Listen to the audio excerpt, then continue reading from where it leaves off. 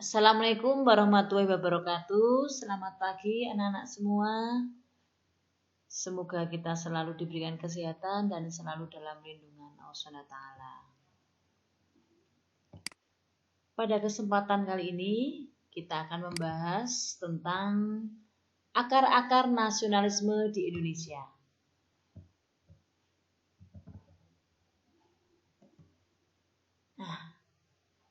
Coba perhatikan tokoh-tokoh pergerakan nasional ini. Cukup batin dulu siapa tokoh-tokoh ini namanya dan apa perannya terhadap pergerakan nasionalisme Indonesia yang nanti akan kalian jawab di tugas terakhir.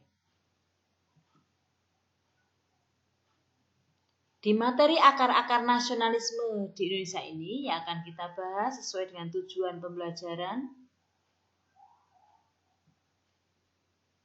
Yang pertama, faktor-faktor apa yang menyebabkan lahirnya nasionalisme di Indonesia. Kemudian kita akan membahas bagaimana tahap perkembangan nasionalisme di Indonesia. Untuk itu kita yang pertama membahas tentang faktor-faktor yang menyebabkan lahirnya nasionalisme di Indonesia. Itu ada dua faktor. Yang pertama, faktor internal. Apa itu faktor internal? Faktor dari dalam. Di antaranya yaitu kenangan kejayaan masa lampau. Artinya bahwa bangsa Indonesia jauh sebelum datangnya kolonial atau bangsa barat, bangsa Indonesia sebagai bangsa yang jaya. Salah satunya bisa kita lihat pada masa kerajaan Sriwijaya dan kerajaan Majapahit. Yang kedua, penderitaan dan kesengsaraan akibat penjajahan atau kolonialisme, sehingga bangsa Indonesia merasa senasib seperjuangan sehingga berusaha untuk melawan penjajah.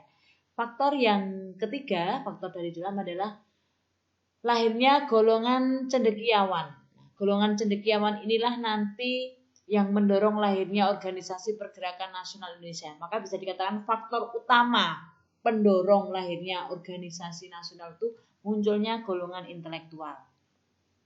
Yang kedua, faktor eksternal, faktor dari luar, yaitu kemenangan Jepang atas Rusia dan lahirnya perkembangan nasionalisme Asia Afrika, seperti nanti munculnya nasionalisme di Mesir, nasionalisme India, nasionalisme Cina maupun nasionalisme Filipina. Kemudian kita akan membahas bagaimana tahap perkembangan nasionalisme di Indonesia, diawali dari nasionalisme Indonesia pada masa penjajah, kemudian nasionalisme Indonesia masa Orde Lama, nasionalisme Indonesia masa Orde Baru, dan nasionalisme Indonesia masa Reformasi. Tetapi di pagi hari ini kita akan membahas hanya tentang nasionalisme Indonesia pada masa penjajah.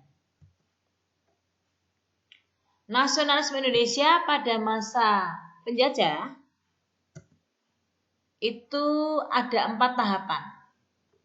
Tahap yang pertama, periode awal perkembangan. Pada masa periode awal perkembangan ini, ciri-cirinya hanya bergerak di bidang ekonomi, sosial, dan budaya. Seperti nanti munculnya Budi Utomo, SI, dan Muhammadiyah.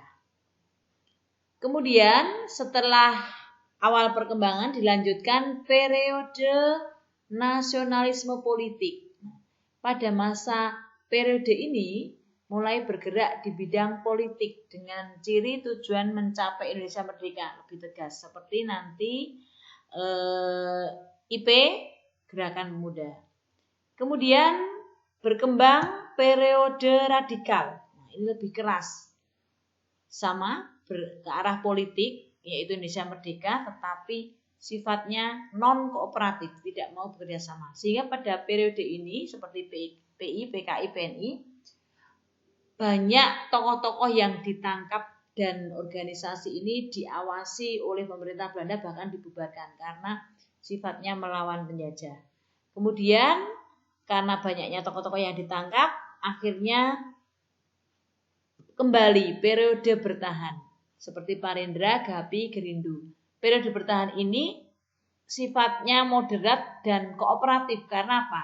Agar tetap bisa bertahan atau adanya organisasi pergerakan, agar nantinya itu sebagai wadah wahana perjuangan, alat perjuangan untuk mencapai kemerdekaan.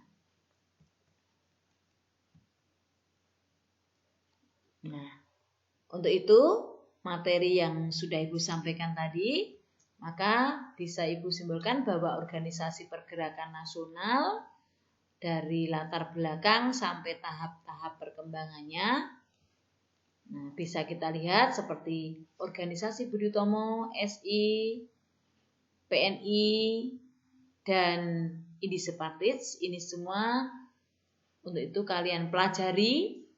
Bisa mencari sumber-sumber selain buku paket, LKS, juga bisa kalian mencari literasi dari internet.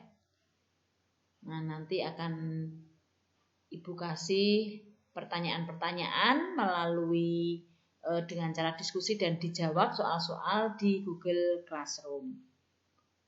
Untuk itu Ibu cukupkan sampai sekian. Terima kasih. Wassalamualaikum warahmatullahi wabarakatuh.